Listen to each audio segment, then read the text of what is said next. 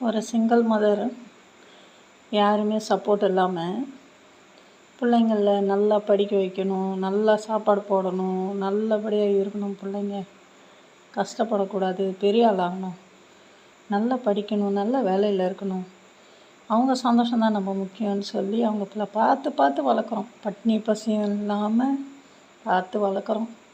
நல்லா வாழ்ந்துட்டு நல்ல வேலைக்கு போன பிறகு நம்மளை பார்க்க மாட்டேன்றாங்களே, நம்ம உடம்பு யார் பார்ப்பா, நமக்கு யார் தலைவலின்னா ஒரு டாக்டர் ட்ரைட்டுன்னு போகிறதுக்கோ ஒரு செலவுக்கோ நம்மளை யாரும் பார்க்கறது இல்லையே. ஏன் அப்படி?